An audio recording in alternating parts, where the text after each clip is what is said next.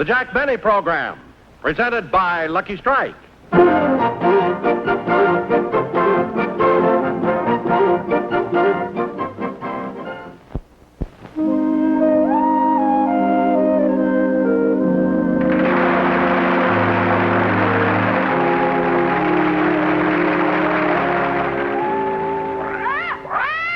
Now, Polly, it's time for you to go to sleep. It's 9:30.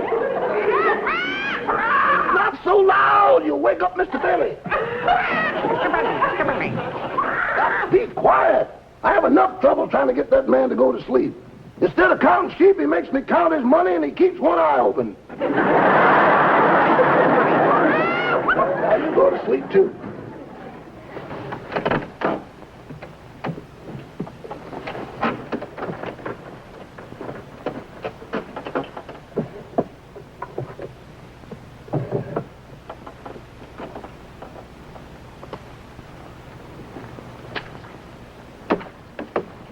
Dear Diary, today I am especially proud of myself, and why shouldn't I be? When I finished all my normal household chores a minute and 20 seconds ahead of schedule, Mr. Benny congratulated me for cleaning the house so fast. He said I was the only man to break the sound barrier with a vacuum cleaner. Finished cleaning the house, I assorted the fan mail, and again, I got more than he did.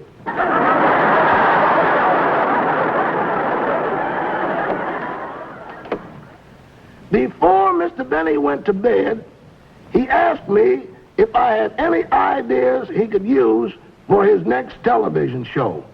And I told him he couldn't miss if he'd just do the things that happened to him in real life. Like today, for instance. The morning started out normally enough, but anything is liable to happen in the house of Jack Benny.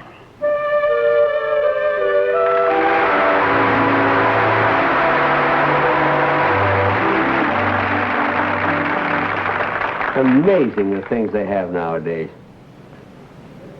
Shaving cream with Diaxin in it. Shaving cream with lanolin in it. Shaving cream with chlorophyll in it. Had to chase all over town to find shaving cream with soap in it.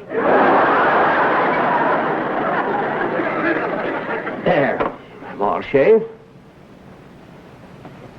Nothing like a nice, smooth... I forgot to put a blade in it.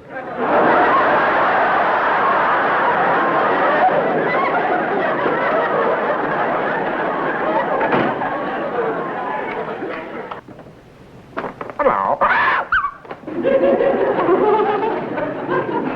Hello, Polly. Hello. Who's down there? Me in Rochester.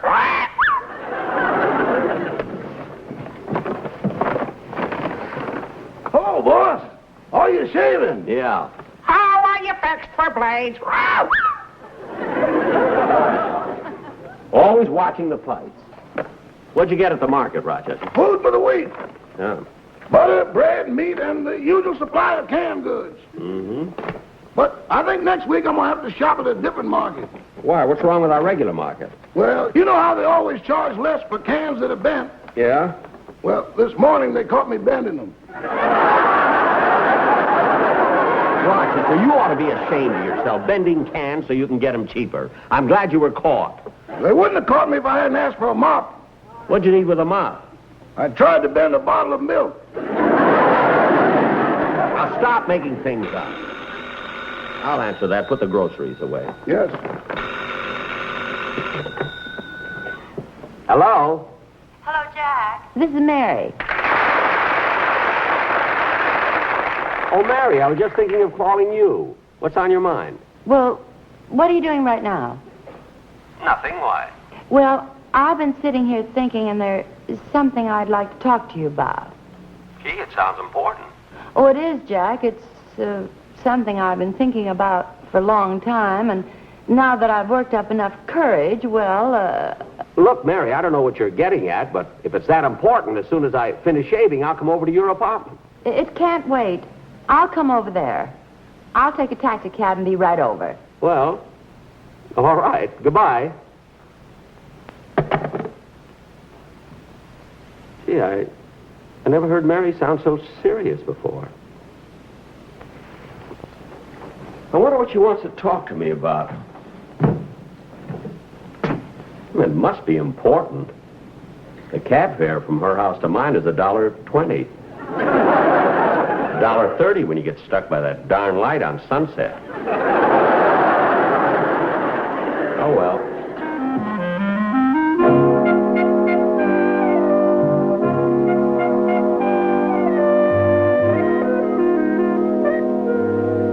I still can't imagine what Mary wants to see me about.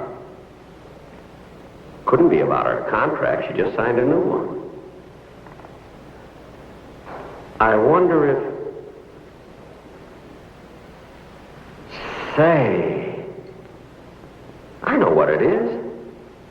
For years I've been asking her to marry me, and she's always turned me down. I even asked her last week.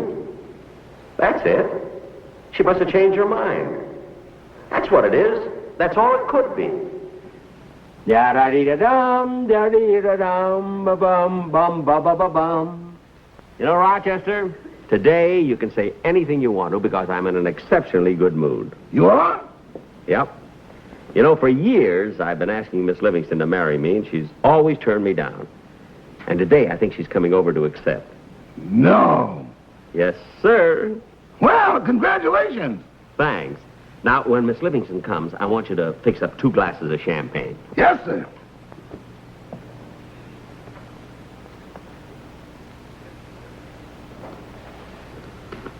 Gosh, I just can't get over it. Oh, boy, it'll be wonderful when Mary and I are married. We'll be able to go to parties together, go on vacations together, file joint income tax returns. And maybe someday there'll be a little stranger.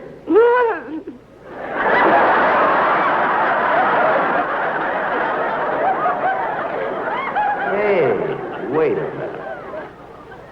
I've been asking Mary to marry me for years. She's always turned me down. Well, if she thinks that she can come over here, and I'm going to ask her again just like that, she's got another guest coming. I'm going to play hard to get. I'll tease her a little bit. Maybe I'll even make her propose to me, and... Yeah, that's what I'll do. I'll make her propose to me, and propose to me, and propose to me, and propose to me, and propose to me, and... Ask me to be her husband. Yes, sir, that's what I'll do. I may even make her kneel down when she asks me.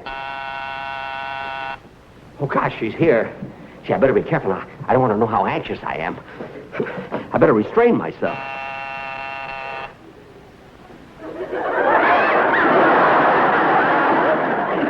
Hello, Jack. How are you? I do. I mean, it didn't take you long to get here, did it? No, I rushed right over. Ah, good, good. Now, come on over. Sit down here, Mary. No, you sit down. All righty.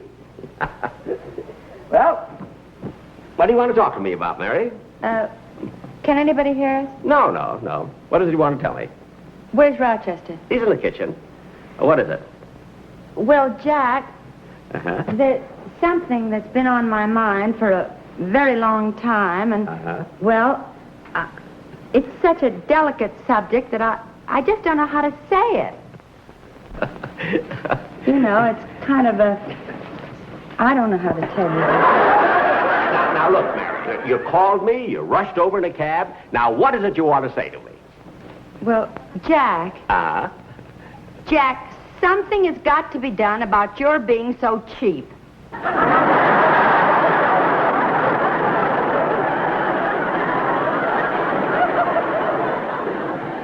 Mary, is that all you wanted to tell me? Yes, Jack, and everybody in town is talking about it. About me being cheap? Yes. Just mention one. Well, Barbara Stanwyck, Danny Kaye, Gary Cooper. I only asked for one.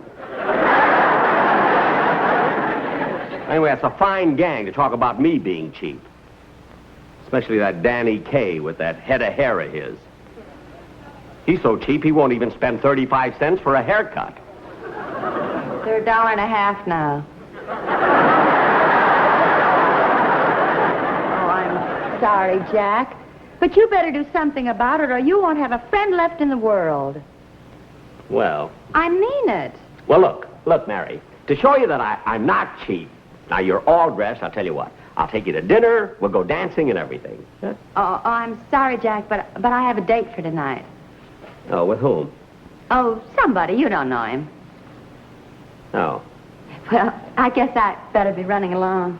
okay. You know, Mary, funny thing, when you called and said you were going to rush down here and had something to say to me, I thought that you were going to, well, Going to what? nothing.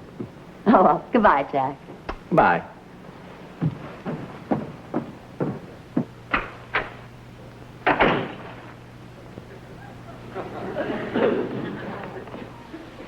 Champagne for two.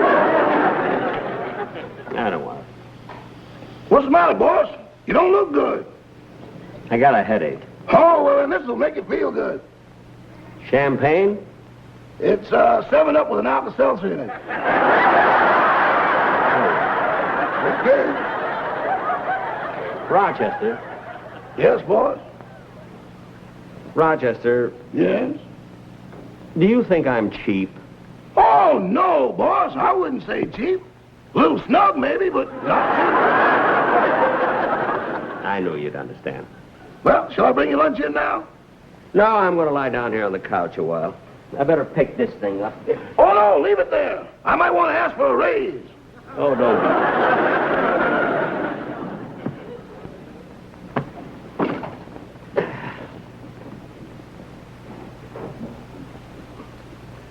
Boy, was I fooled.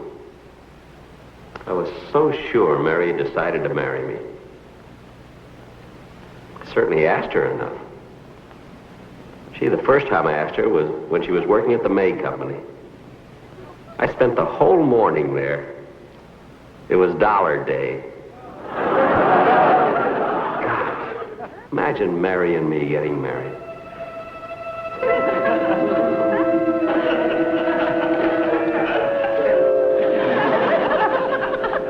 And now, before I pronounce you man and wife, I must ask you these questions.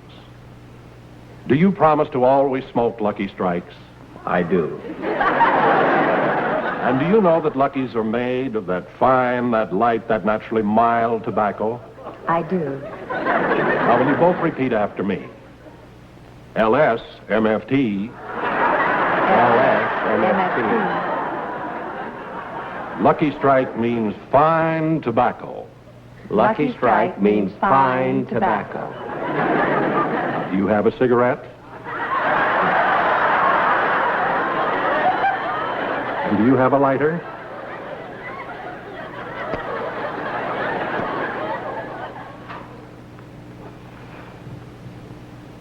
Good. I now pronounce you man and wife.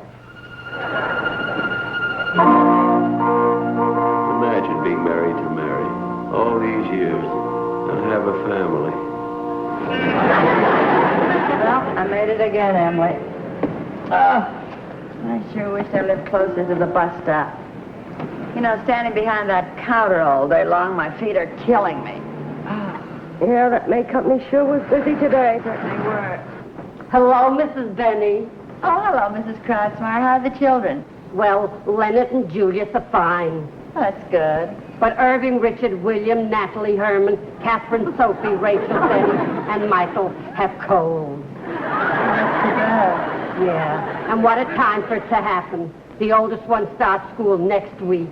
Well, everything happens at once.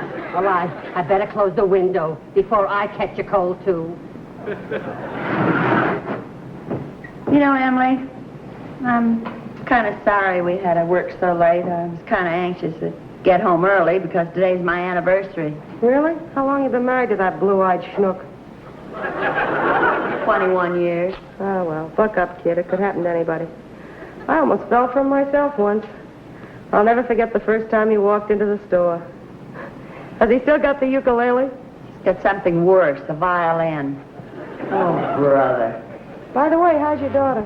Joni? Oh, she's fine. She's 17 now, you know. Gee, time sure flies. Yeah.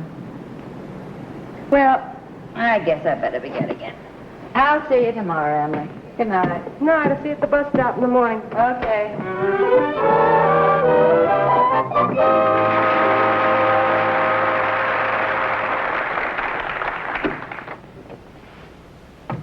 Oh, hello, Johnny. Oh, hi, Mother. So busy doing my homework, I didn't hear you come in. Well, that's funny. You're generally finished with your homework by this time. I know, but I'm doing it over. I never should have asked Daddy to help me. Look, he did some of my math problems, and every answer came out 39. Well, that's a number that's stuck in his head. At least it keeps the house clean. Where's Daddy now? He's in there. No.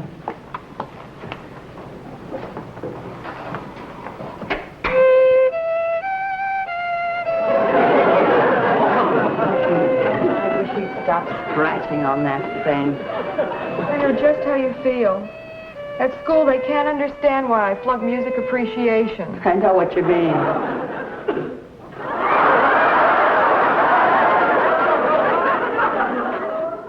That's who. Tyrone Power. It is not. Hello, wifey. How's my little sweetheart today? Little sweetheart, little sweetheart. You don't even know what today is. I do, too. It's our wedding anniversary. It was just 21 years ago today that you said I do. Yeah, me and my big mouth.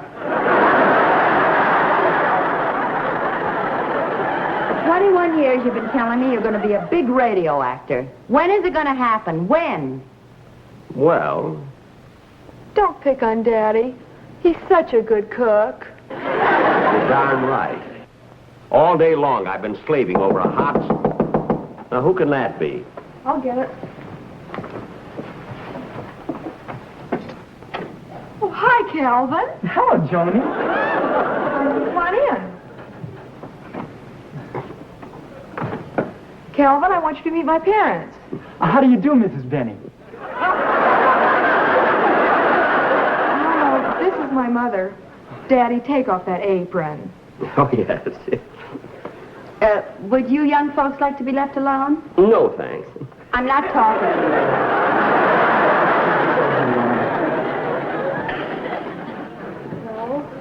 you. Well? Would you like to sit down? Uh-huh.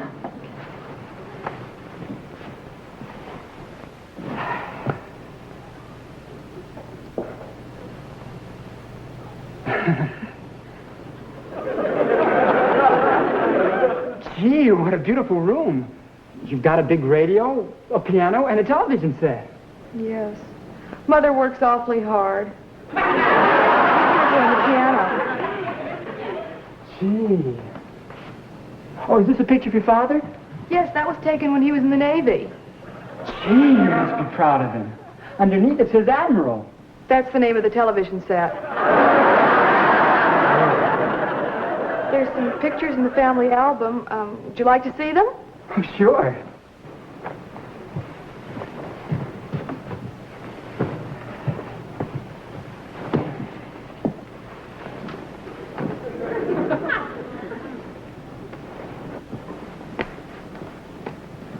Here's Cousin Rita, and this one's Cousin Rose. And over here is Mother and Daddy's wedding picture. Oh, wait a minute. Why is your father holding that violin? Everybody notices that. He played at his own wedding. What are they laughing at? As they marched down the aisle to the strains of Oh Promise Me, Mama had to hold his rosin. No.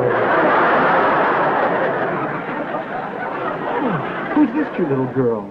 That was me when I started school. But you look only 2 years old. I was. Daddy wanted me to get through school early so I could start working. Dinner's on the table. Time to eat. Come on, Joni. Excuse us, Calvin.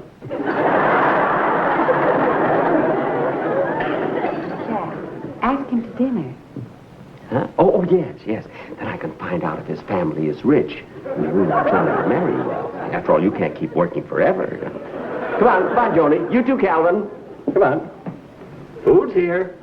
That's it. Now, Joni, you sit right over there. Mary, you sit here. And Calvin, you sit right here.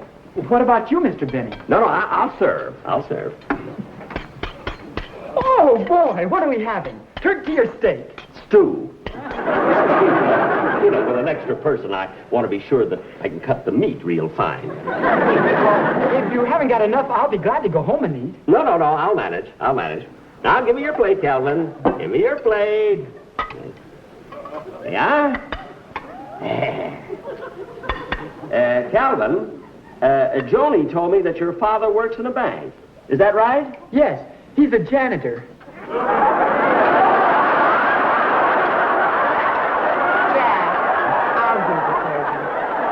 Well, all right. I have a surprise for you kids anyway. I'll be right back.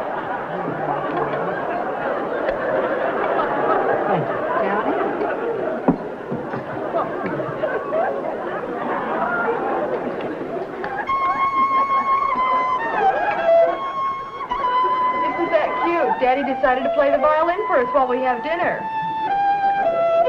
Jack, will you put that thing away and sit down? Mary, it isn't often that we have company, you know.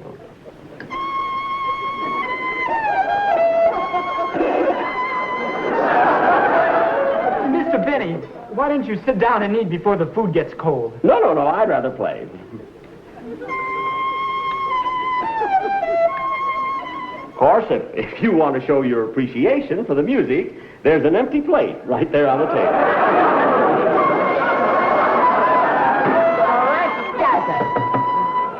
Huh? I've stood about all I can. I didn't mind working all these years, and I didn't even mind when you were selling my friends. But now you're hurting Joni's chances. And why? Because you're cheap. Cheap, do you hear me? Cheap. That's what you are. Cheap. I'm not cheap. I'm not cheap. Boss, wake up! A little snub, maybe, but not cheap.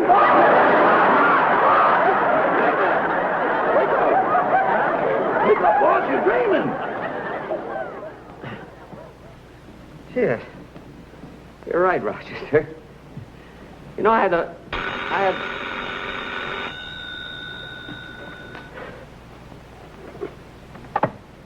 Hello? Hello, Jack. This is Mary. Oh, hello, Mary. What is it? Well, I've been doing a lot of thinking, and, Jack, I'm sorry about those things I said to you today. Oh, that's all right. Say, Mary, you want to hear something funny? I just had a dream that you and I have been married 21 years, and we had a 19-year-old daughter named Joan. Was I still working at the May Company? Yeah. I thought so. Good night, Jack. Goodbye.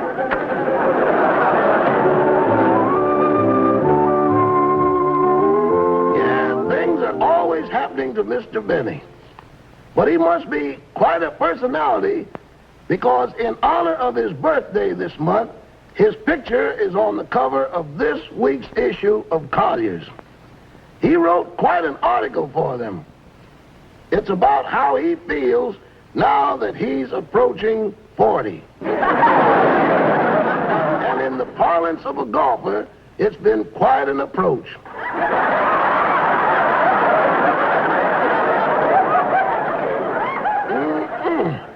This is quite a picture, Mr. Benny. It isn't just a photograph. It's a painting done by a real talented portrait artist. And he had to sit for it, too. The artist came over to the house 3 times. And when he finished, he had a little paint left over, so Mr. Benny made him do the kitchen.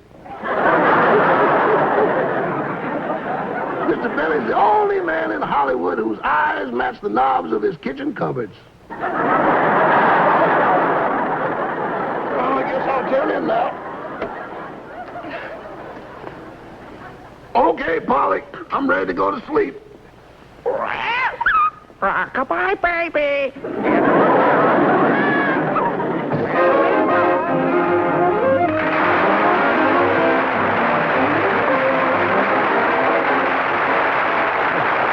Jack, we'll be back in just a moment. But first... What do you think this is? It looks like some form of torture machine, doesn't it? Far from it. Actually, this instrument has a lot to do with the better taste of Lucky Strike cigarettes. What you were just looking at was a device for measuring the moisture content of tobacco about to be made into cigarettes in a Lucky Strike manufacturing plant. And believe me, smoking enjoyment depends a lot on maintaining proper moisture content. Too much moisture, and your cigarette will burn too slow. Too little, and it will taste dry. That's why the American Tobacco Company keeps a sharp eye on the moisture content of the fine tobacco that goes into every Lucky during every step of its manufacture. Here's how Robert Pendleton, who operates the instrument you just saw, tests for moisture after the tobacco has been shredded. He pushes a container of tobacco under the specially designed moisture meter, the long prongs buried deep into the tobacco. Then electric impulses show the moisture content of that tobacco on a dial. Yes, the fine tobacco that goes into every Lucky gets a lot of expert attention all along the line.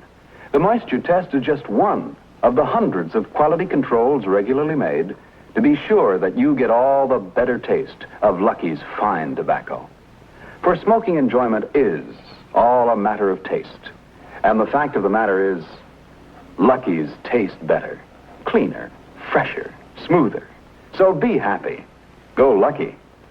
Thank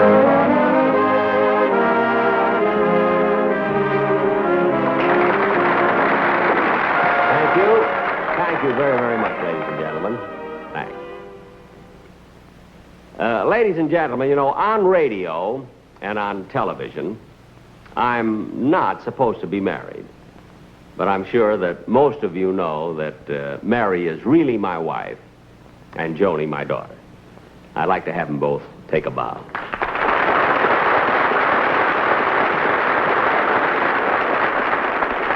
And I was very proud of you, Joni. You did a fine job. Didn't you, Mary? I thought so. Joni, would you like to do another TV show with me? Well, I don't know. You'll have to talk to my agent. Your agent? Joni, I'm your father. I know, but Mother told me to get an agent.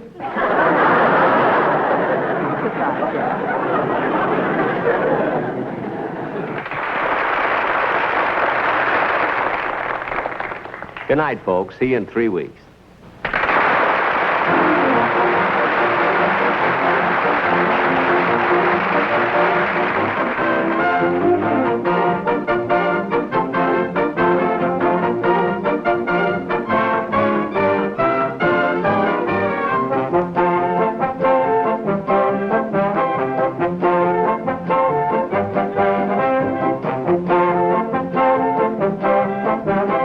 Appearing on tonight's program were Leon Tyler, Barbara Pepper, and Ann Wilner. Remember, 1 week from tonight on this same station, Ann Southern returns in Private Secretary. And don't forget, in 3 weeks, the Jack Benny Show will originate in New York City. And Jack will have as his guest star, Miss Helen Hayes.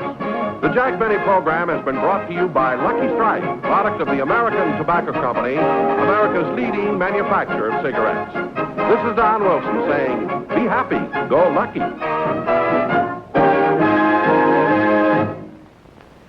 This is the CBS Television Network.